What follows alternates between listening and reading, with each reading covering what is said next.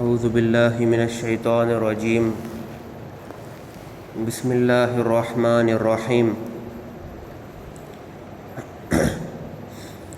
وَلَقَدْ أَخَذْنَا آلَ فِرْعَوْنَ بِالسِّنِينَ وَنَقْصٍ مِّنَ الثَّمَرَاتِ لَعَلَّهُمْ يَذَّكَّرُونَ فَإِذَا جَاءَتْهُمُ الْحَسَنَةُ قَالُوا لَنَا هَٰذِهِ وَإِن تُصِبْهُمْ سَيِّئَةٌ يَطَّيَّرُوا بِمُوسَىٰ وَمَن مَّعَهُ أَلَا إِنَّمَا طَائِرُهُمْ عِندَ اللَّهِ وَلَٰكِنَّ أَكْثَرَهُمْ لَا يَعْلَمُونَ إِلَىٰ آخِرِ الرُّكُوع۔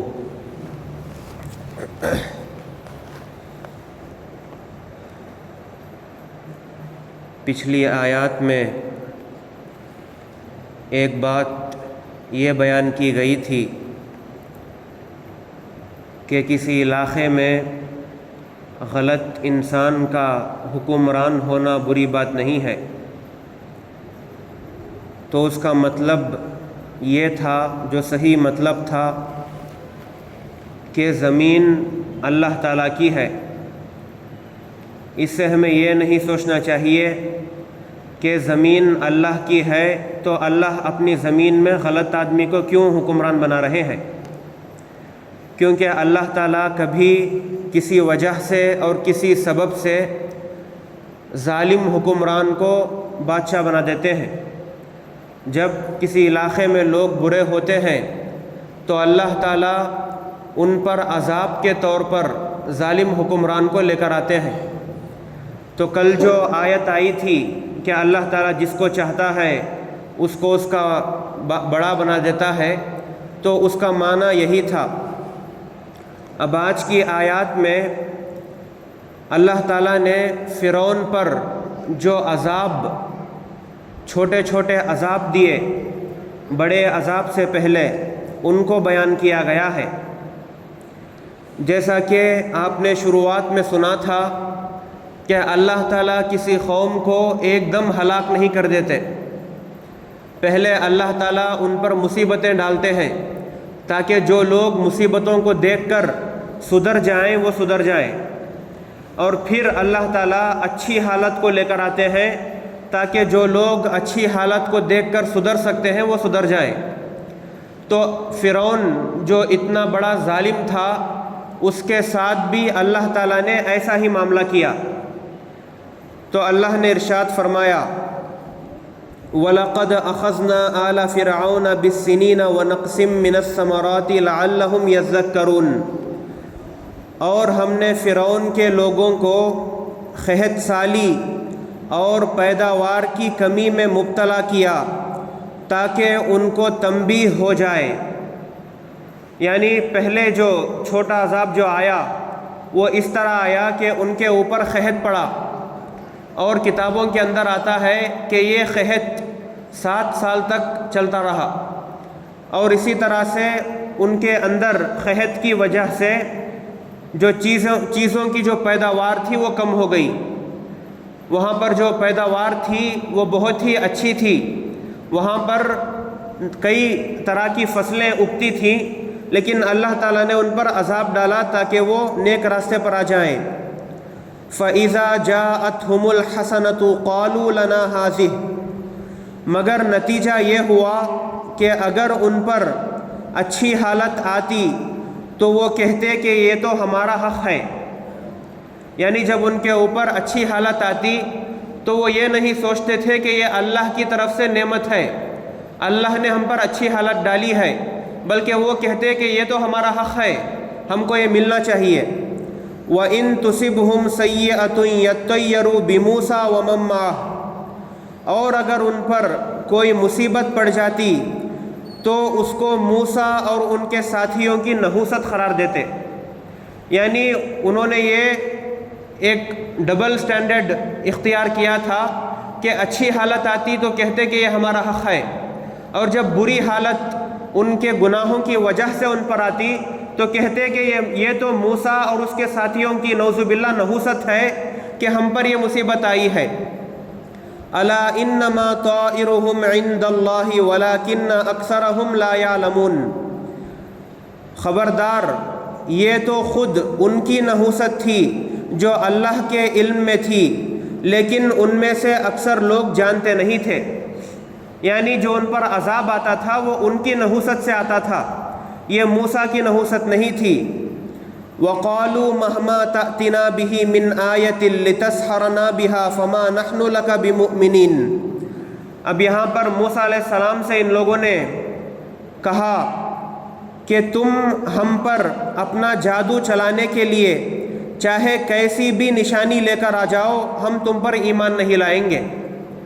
یعنی جو بھی موسیٰ علیہ السلام معجزے دکھاتے تھے، لاٹھی کو ڈال کر اژدھا بنانا، اور اسی طرح سے ہاتھ کو کھینچ کر اس کے اندر سے روشنی کا پھوٹنا، تو ان سب چیزوں کو وہ لوگ جادو قرار دیتے تھے۔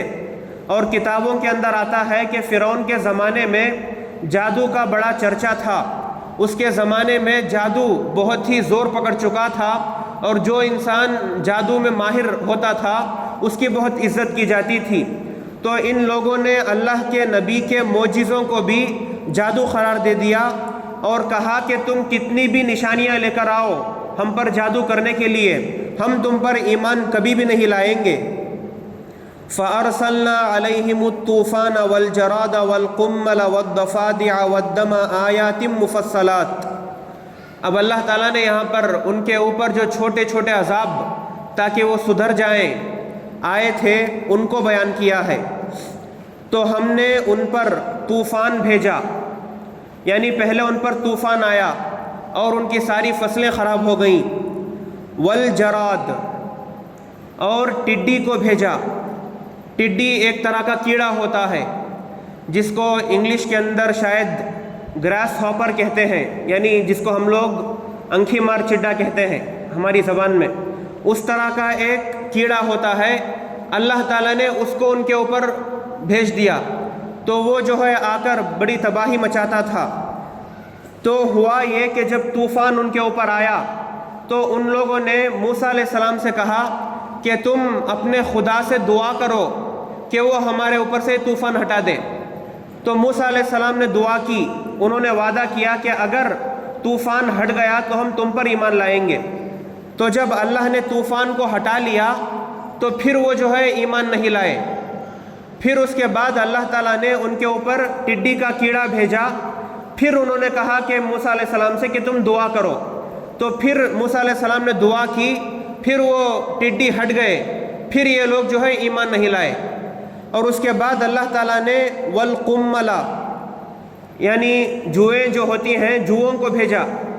ان کے شہروں میں جوئیں پھیل گئیں اور بہت بڑی تباہی مچی۔ تو پھر فرعون کے لوگوں نے کہا کہ موسیٰ سے کہ تم دعا کرو۔ تو موسیٰ علیہ السلام نے دعا کی، پھر وہی ہوا کہ جب اللہ تعالیٰ نے یہ عذاب بھی ہٹا لیا تو ان لوگوں نے پھر ناشکری کی اور اللہ پر ایمان نہیں لایا۔ والضفادع والدم، اور مینڈکوں اور خون کو بھیجا۔ اب اس کے بعد اللہ تعالیٰ نے ان کے کھانوں کے اندر مینڈک ڈال دیے۔ اتنے مینڈک پھیل گئے تھے کہ جب وہ کھانا کھانے کے لیے کوئی چیز اٹھاتے تو اس کے اندر سے بھی مینڈک نکل کر آتے تھے۔ اور اسی طرح سے جب وہ لوگ پانی پینے کے لیے پانی اٹھاتے تو اس کے اندر سے خون نکلنے لگتا۔ تو اللہ تعالیٰ نے اتنے بڑے عذاب ان کے اوپر ڈالے، پھر بھی یہ لوگ جو ہے نافرمانی کرتے رہے، بلکہ پھر سے ایک بار انہوں نے موسیٰ علیہ السلام سے کہا کہ تم دعا کرو۔ اب موسیٰ علیہ السلام نے پھر دعا کی، پھر انہوں نے جو ہے جب جیسے ہی عذاب ہٹ گیا یہ لوگ پھر جو ہے ایمان نہیں لائے۔ تو فرعون کی قوم اتنی سخت اور اتنی نافرمان تھی کہ کئی بار ان پر عذاب آنے کے باوجود اور کئی بار موسیٰ علیہ السلام سے وعدہ کرنے کے باوجود انہوں نے ایمان نہیں لایا۔ اور مینڈکوں اور خون کی بلائیں بھیجی جو سب علیحدہ علیحدہ نشانیاں تھیں۔ فاستکبروا وکانوا قوما مجرمین، پھر بھی انہوں نے تکبر کا مظاہرہ کیا اور وہ بڑے مجرم لوگ تھے۔ یعنی وہی جو میں نے کہا کہ اتنا سب دیکھنے کے باوجود بھی ایمان نہیں لائے۔ وَلَمَّا وَقَعَ عَلَيْهِمُ الرِّجْزُ قَالُوا يَا مُوسَى ادْعُ لَنَا رَبَّكَ بِمَا عَهِدَ عِندَكَ، اور جب کبھی ان پر عذاب آ پڑتا تو وہ کہتے اے موسیٰ تمہارے پاس اللہ کا جو وعدہ ہے اس کا واسطہ دے کر ہمارے لیے رب سے دعا کرو کہ یہ عذاب ہم سے دور ہو جائے۔ لَإِن كَشَفْتَ عَنَّا الرِّجْزَ لَنُؤْمِنَنَّ لَكَ وَلَنُرْسِلَنَّ مَعَكَ بَنِي إِسْرَائِيل، اور اگر واقعی تم نے ہم پر سے یہ عذاب ہٹا دیا تو ہم تمہاری بات مان لیں گے اور بنی اسرائیل کو ضرور تمہارے ساتھ بھیج دیں گے۔ یعنی ہر بار یہ اس طرح کا وعدہ کرتے تھے۔ فَلَمَّا كَشَفْنَا عَنْهُمُ الرِّجْزَ إِلَىٰ أَجَلٍ هُمْ بَالِغُوهُ إِذَا هُمْ يَنكُثُونَ، پھر جب ہم ان پر سے عذاب کو اتنی مدت تک ہٹا لیتے جس تک ان کو پہنچنا تھا تو وہ ایک دم اپنے وعدے سے منہ موڑ لیتے تھے۔ یعنی جو میں نے کہا وہی بات اللہ نے یہاں پر بیان کی ہے۔ تو اتنا سب جب اللہ تعالیٰ نے ان کو مہلت دے دی کہ عذاب بھی لایا، اچھی حالت بھی لائی، بری حالت بھی لائی، پھر بھی یہ لوگ جب ایمان نہیں لائے تو اللہ نے آخر کار ان کو ہلاک کر دیا۔ فَانْتَقَمْنَا مِنْهُمْ فَأَغْرَقْنَاهُمْ فِي الْيَمِّ بِأَنَّهُمْ كَذَّبُوا بِآيَاتِنَا وَكَانُوا عَنْهَا غَافِلِينَ، نتیجہ یہ ہوا کہ ہم نے ان سے بدلہ لیا اور انہیں سمندر کے اندر غرق کر دیا، یعنی سمندر کے اندر ڈبو دیا۔ اب یہاں پر اللہ تعالیٰ نے جو سمندر کا جو واقعہ ہے وہ بیان نہیں کیا ہے، یہاں پر صرف ایک اتنی سی بات کہی ہے کہ ان کو ڈبو دیا گیا۔ لیکن سورہ یونس کے اندر اللہ تعالیٰ نے آیتیں اتاری ہیں کہ جب موسیٰ علیہ السلام جا رہے تھے تو یہ جو ہے اپنے لشکر کو لے کر ساتھ میں آیا، اور پھر جب وہاں سے سمندر کا راستہ کھل گیا، موسیٰ علیہ السلام نے لاٹھی ماری اللہ کے حکم سے، تو سمندر کے راستے میں یہ لوگ جا رہے تھے۔ موسیٰ علیہ السلام اور ان کی قوم دونوں وہاں سے بچ کر نکل گئے، لیکن اللہ تعالیٰ نے فرعون کو اور اس کے لشکر کو وہیں پر ڈبو دیا۔ تو جب یہ ڈوبنے لگا تو اس نے اللہ تعالیٰ سے کہا کہ میں یہ ایمان لاتا ہوں کہ جس خدا پر بنی اسرائیل نے ایمان لایا ہے اس کے علاوہ کوئی خدا نہیں ہے۔ یعنی ڈوبتے وقت اس کو احساس ہوا کہ میں غلط تھا اور میں ظالم تھا، تو اس نے اس وقت جو ہے ایمان کا اظہار کیا کہ میں ایمان لاتا ہوں۔ لیکن اللہ نے کہا کہ تو اب ایمان لا رہا ہے، اب تیرا وقت نکل چکا ہے۔ تو جو اصول میں نے پہلے بیان کیا تھا کہ اللہ تعالیٰ جب کسی پر عذاب ڈالتے ہیں تو عذاب کو دیکھنے کے بعد اگر کوئی ایمان لاتا ہے، آخری عذاب ہلاک کرنے کا، تو اس وقت اللہ تعالیٰ اس کا ایمان قبول نہیں کرتے۔ اور اسی طرح سے جو انسان مرنے کی حالت میں ہوتا ہے، یعنی روح قبض ہونے والی ہوتی ہے تھوڑی دیر میں، تو اس سے پہلے کا جو وقت آتا ہے اس کو نزع کی حالت کہتے ہیں۔ تو اس حالت میں بھی اللہ تعالیٰ کسی کا ایمان قبول نہیں کرتے، یعنی روح قبض ہونے سے پہلے کا جو وقت ہوتا ہے اس وقت اللہ تعالیٰ اس کو ساری چیزیں دکھانا شروع کر دیتے ہیں کہ قیامت میں کیا ہوگا، جنت جہنم جو بھی یہ چیزیں ہیں وہ اس کو معلوم ہو جاتی ہیں۔ تو فرعون نے چونکہ مرنے سے پہلے ایمان لایا اور عذاب کے وقت میں ایمان لایا، تو اللہ تعالیٰ نے اس کے ایمان کو قبول نہیں کیا اور وہ کافر ہی مرا اور وہ جہنم ہی میں جائے گا۔ تو اللہ نے کہا کہ اب تو ایمان لا رہا ہے، اس سے پہلے تو نے کئی سارے فساد مچائے تھے اور مجھ پر ایمان نہیں لایا تھا۔ اس کے بعد جو ایک جملہ اللہ نے کہا کہ ہم تیرے بدن کو بچا لیں گے، یعنی فرعون سے اللہ نے کہا کہ تاکہ تو لوگوں کے لیے نشانی بن جائے اور عبرت کا نشان بن جائے، ہم تیرے بدن کو بچا لیں گے۔ تو اس کے بارے میں مفسرین کہتے ہیں کہ اس کا بدن سمندر میں ڈوبنے کے باوجود بھی اوپر پانی کے تیرتا رہا، یعنی پانی ہی کے اوپر آ گیا تھا، اور سارے لوگ جو دوسرے لوگ تھے وہ اس کو دیکھ رہے تھے کہ یہ مر چکا ہے اور سمندر میں ڈوب گیا ہے۔ جو خود کو بہت بڑا بادشاہ اور بہت بڑا رب کہتا تھا وہ آج اس حالت میں پڑا ہوا ہے۔ اب جو ہے آج کے زمانے کے جو علماء کرام ہیں اور جو ہسٹری لکھتے ہیں مورخین، وہ کہتے ہیں کہ فرعون کی جو لاش ہے وہ آج تک باقی ہے۔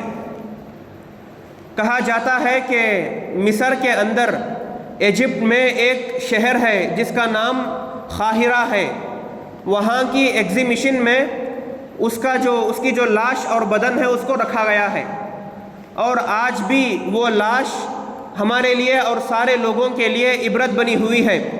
تو اگر یہ جو بات کہی جا رہی ہے کہ وہ جو لاش ہے فرعون کی لاش ہے جو موسیٰ علیہ السلام کے ساتھ تھا، تو اس سے قرآن کی سچائی بھی معلوم ہو جاتی ہے کہ قرآن نے آج سے 1400 سال پہلے جو بات کہی کہ ہم تمہارے بدن کو بچا لیں گے، تو وہ آج صحیح ثابت ہو چکی ہے۔ تو یہ بھی ایک قرآن کے سچے ہونے کی دلیل ہے۔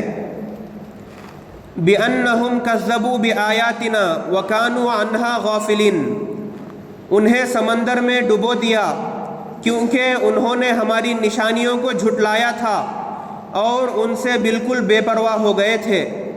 وَأَوْرَثْنَا الْقَوْمَ الَّذِينَ كَانُوا يُسْتَضْعَفُونَ مَشَارِقَ الْأَرْضِ وَمَغَارِبَهَا الَّتِي بَارَكْنَا فِيهَا، اور جن لوگوں کو کمزور سمجھا جاتا تھا ہم نے انہیں اس زمین کے مشرق اور مغرب کا وارث بنا دیا جس پر ہم نے برکتیں نازل کی تھی۔ یعنی بنی اسرائیل جو قوم تھی یہ کمزور سمجھی جاتی تھی، اللہ تعالیٰ نے اس قوم کو اس علاقے کا بادشاہ بنا دیا۔ یعنی جو یہاں پر اللہ نے کہا کہ جس زمین میں برکتیں تھیں اس زمین کا، تو وہ زمین سیریا اور فلسطین کی ہے۔ یعنی شام اور فلسطین کی جو زمین ہے اس کو برکتوں والی زمین کہا جاتا ہے، کیونکہ یہاں پر بہت سارے نبی آئے ہیں اور آج بھی وہاں پر مدفون ہیں۔ اب یہ جو اللہ نے بات کہی کہ اس علاقے کا بادشاہ ہم نے بنی اسرائیل کو بنا دیا، تو یہ فرعون کے ڈوبنے کے کئی سالوں کے بعد ہوا۔ یعنی جب فرعون ڈوب گیا فوراً بعد ان لوگوں کو بادشاہی نہیں مل گئی، بلکہ کئی سالوں کے بعد ان کو وہاں کا بادشاہ بنایا گیا۔ وَتَمَّتْ كَلِمَةُ رَبِّكَ الْحُسْنَى عَلَى بَنِي إِسْرَائِيلَ بِمَا صَبَرُوا، اور بنی اسرائیل کے حق میں تمہارے رب کا کلمہ خیر پورا ہوا کیونکہ انہوں نے صبر سے کام لیا۔ یعنی بنی اسرائیل کے لیے اچھا جو وعدہ کیا گیا تھا وہ پورا ہوا۔ یعنی اللہ تعالیٰ نے ان کو ظالم فرعون سے بچا لیا، اور اس طرح بچایا کہ وہ لوگ سوچ بھی نہیں سکتے تھے۔ اب یہ جو اللہ تعالیٰ نے ان کو بچایا، یہ اس لیے بچایا کیونکہ انہوں نے صبر کیا۔ تو مفسرین اکرام کہتے ہیں کہ یہ لوگ تھوڑی بہت ناشکری کر لیتے تھے، لیکن فرعون کے ظلموں پر یہ صبر بھی کیا کرتے تھے۔ یعنی آخری وقت تک یہ موسیٰ علیہ السلام کے ساتھ تھے، تو اسی لیے اللہ تعالیٰ نے ان کو بچا لیا۔ وَدَمَّرْنَا مَا كَانَ يَصْنَعُ فِرْعَوْنُ وَقَوْمُهُ وَمَا كَانُوا يَعْرِشُونَ، اور فرعون اور اس کی قوم نے جو کچھ بنایا اور چڑھایا تھا اس سب کو ہم نے ملیا میٹ کر دیا۔ یعنی انہوں نے جو محلیں بنائے تھے اور جو بھی باغ انہوں نے بنائے تھے اس سب کو ہم نے ہلاک کر دیا۔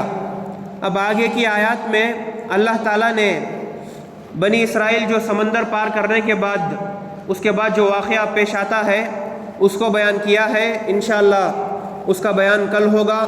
اللہ تعالیٰ سے دعا ہے کہ اللہ تعالیٰ ہمیں ذوق و شوق کے ساتھ سننے کی توفیق عطا فرمائے اور اس سلسلے کو قائم و دائم اور کامیاب فرمائے۔ آمین۔ وآخر دعوانا ان الحمد للہ رب العالمین۔